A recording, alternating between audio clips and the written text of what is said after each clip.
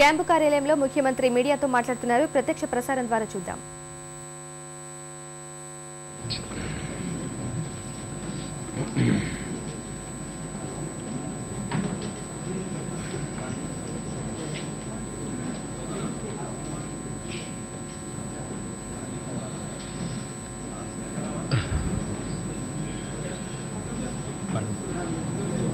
వాళ్ళంతా బయట పోయి తలుపు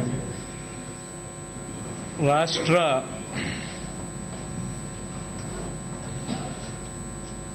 భవిష్యత్తు అంశం పైన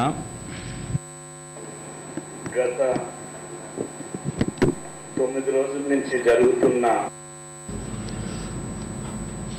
ఆందోళనలు కానీ ఉద్యమాలు కానీ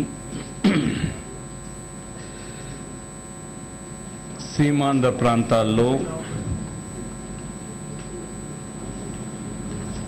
ప్రజా జీవితానికి తీవ్రమైన ఆటంకం కలిగిస్తున్నది.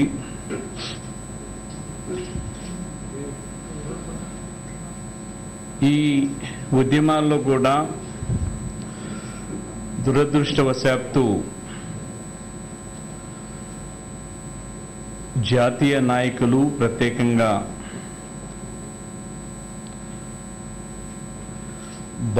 భాషా ప్రముఖ రాష్ట్రాల్ని తీర్చిదిద్దిన పండిత్ జవహర్లాల్ నెహ్రూ గారికి కానీ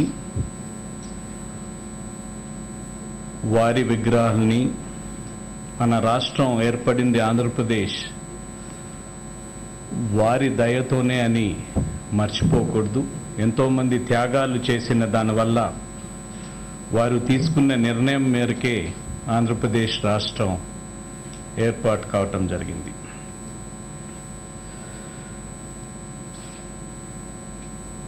తెలుగు జాతి అంతా కలిసి ఉండాలి, స్పష్టంగా పార్లమెంట్లో గొంతెత్తి రాష్ట్రాన్ని ఎంతో అభివృద్ధి చేసేదానికి తోడ్పడిన శ్రీమతి ఇందిరాగాంధీ గారి విగ్రహాలు కానీ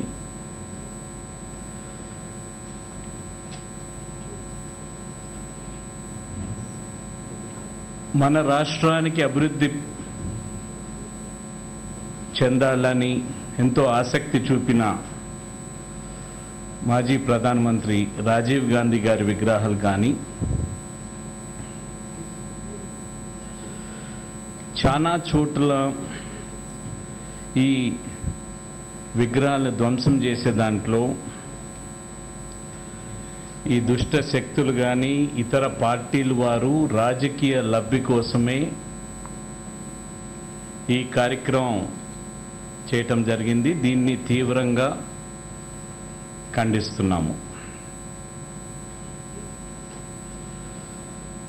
ఎవరైనా స్వేచ్ఛగా వారికున్న ఇబ్బందులను ప్రజాస్వామ్య పద్ధతుల్లో నిరసన తెలుపుకునేదానికి ఎప్పుడు కూడా ప్రభుత్వం ఆటంకం కలిగేదు.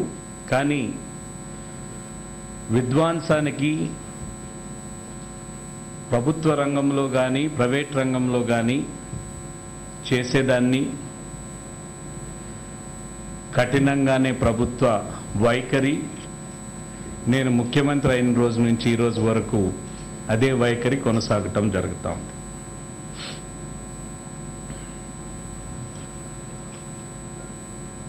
ఇప్పుడున్న పరిస్థితుల్లో రాష్ట్ర అంశానికి సంబంధించి డిఫెన్స్ మినిస్టర్ యాంటోనీ గారి నాయకత్వంలో ఒక కమిటీ వేయటం జరిగింది. 4 సభ్యులు ఉన్న కమిటీ. నేను కోరేది ప్రత్యేకంగా ఏపీ ఎన్జిఓస్ కానీ ఆర్టీసీ కార్మికులకు కానీ ఎలక్ట్రిసిటీ డిపార్ట్మెంట్ కార్మికులకు కానీ ఇతర ప్రభుత్వ ఉద్యోగస్తులకు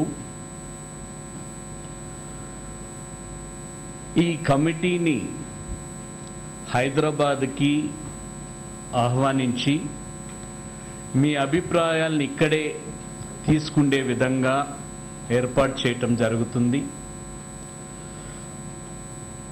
మీకు ఎటువంటి అపోహలు కానీ మనస్తాపానికి గురై మీరు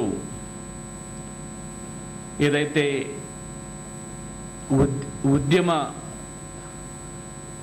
స్ట్రైక్ నోటీస్ ఇవ్వటం జరిగిందో దాన్ని వెనక్కి తీసుకోవాల్సిందిగా ఇప్పుడున్న అంశాల్లో ఇప్పుడున్న పరిస్థితుల్లో